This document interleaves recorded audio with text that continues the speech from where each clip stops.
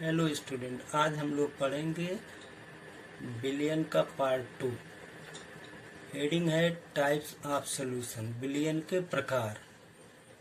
Billion को मूलतः जो है 9 अवस्थाओं में या 9 प्रकार में विभाजित किया जाता है, लेकिन सबसे पहले हम यह जानते हैं कि बिलियन जो है वह 2 या 2 से अधिक पदार्थों का समांगी मिश्रण होता है, जिसमें विलेय और विलायक होते हैं।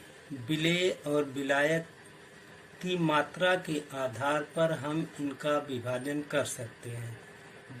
किसी भी विलयन में जिस पदार्थ की मात्रा कम होती है उस पदार्थ को हम विलेय, और जिस पदार्थ की मात्रा अधिक होती है उसे हम विलायक के नाम से जानते हैं।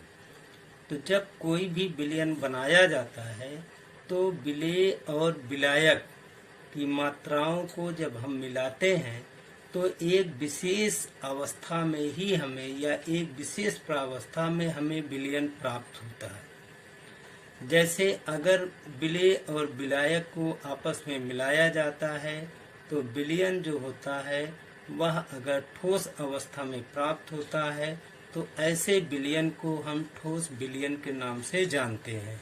इसी प्रकार अगर विलयन जो है वह द्रव के रूप में हमें प्राप्त होता है तो उसे हम द्रव विलयन कहते हैं, और अगर विलयन जो है वह गैसीय अवस्था में प्राप्त होता है तो उसे हम गैसीय विलयन के नाम से जानते हैं। जैसे यहाँ पर आपको विलयन के 9 प्रकारों को विभाजित किया गया है, जिसमें से आपका जो है गैसीय विलयन, द्रव विलयन और ठोस विलयन के रूप में दिखाया गया है।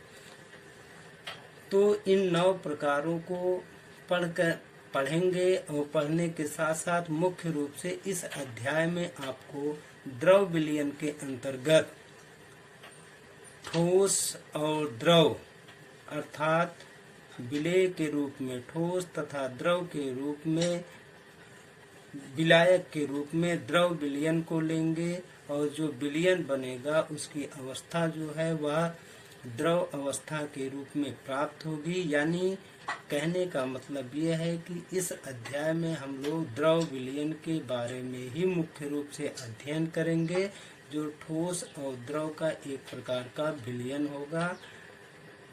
आज बस यहीं तक। अगली क्लास में फिर हम आपको बताएंगे कि द्रव की सांद्रता को कैसे मापा जाता है।